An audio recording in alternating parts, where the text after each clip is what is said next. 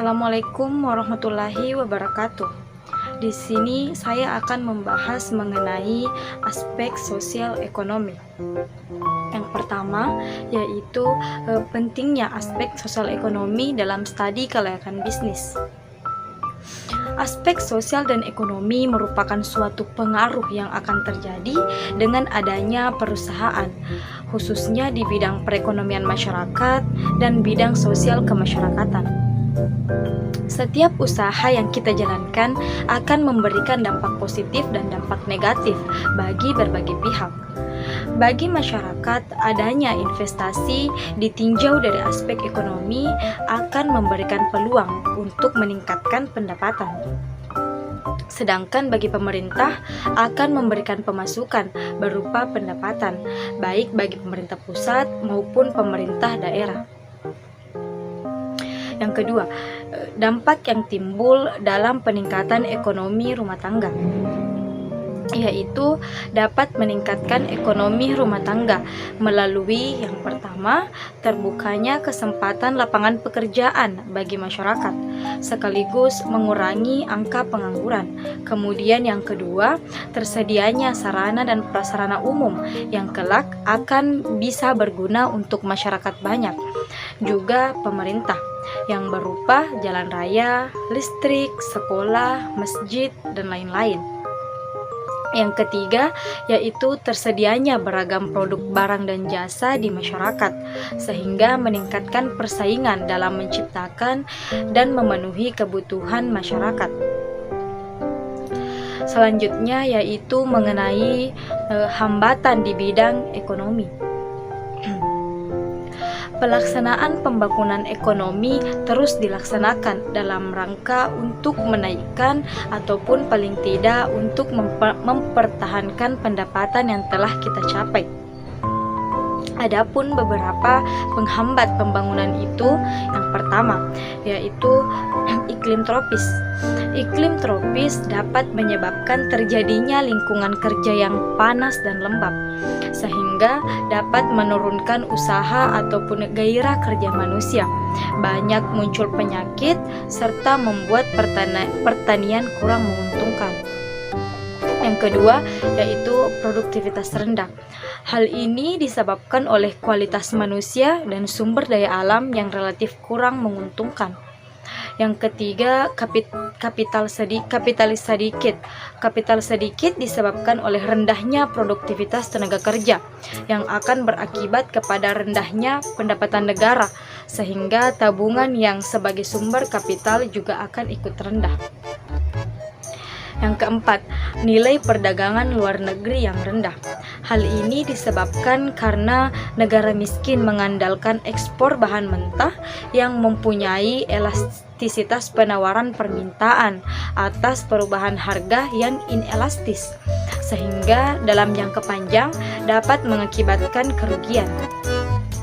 Kemudian yang kelima, yaitu besarnya pengangguran. Besarnya pengangguran ini disebabkan karena banyaknya tenaga kerja yang pindah dari desa ke kota, sehingga kota tidak mampu menampung tenaga mereka karena kurangnya faktor produksi lain untuk mengimbanginya, sehingga terjadilah pengangguran tersebut. Kemudian yang keenam, yaitu besarnya ketimpangan distribusi pendapatan, sehingga keuntungan lebih banyak dimiliki oleh sebagian kecil golongan tertentu saja. Selanjutnya, tekanan penduduk yang berat.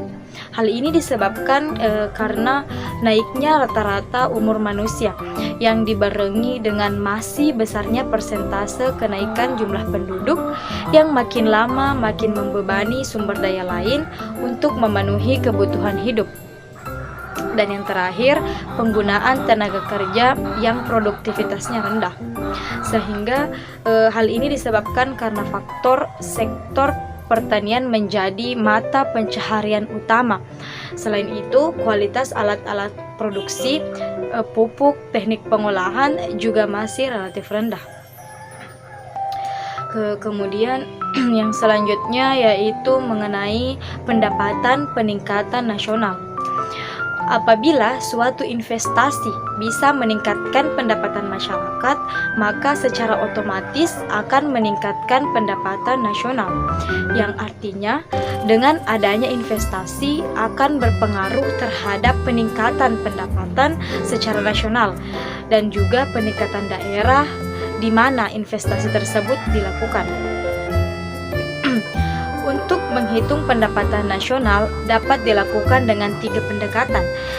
Pendekatan yang pertama yaitu pendekatan produksi atau production average, yaitu nilai keseluruhan barang dan jasa yang dihasilkan oleh suatu negara dalam 1 tahun tertentu.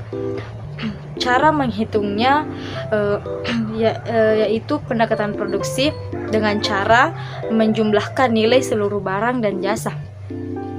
Kemudian yang kedua yaitu pendekatan pengeluaran atau expenditure average, yaitu pendapatan nasional yang dihitung dengan cara menjumlahkan seluruh pengeluaran yang dilakukan oleh berbagai golongan masyarakat dalam perekonomian. Pengeluaran yang dimaksud di sini yaitu pengeluaran konsumsi rumah tangga, konsumsi, investasi pemerintah, serta ekspor dan impor. Dan yang terakhir yaitu pendekatan pendapatan atau income average, yaitu pendapatan nasional yang dihitung dengan menjumlahkan belasan jasa yang diterima oleh faktor produksi.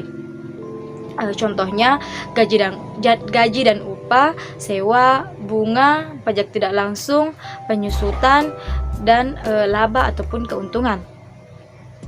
Itulah materi yang sempat saya sampaikan. Lebih dan kurangnya mohon dimaafkan. Assalamualaikum warahmatullahi wabarakatuh.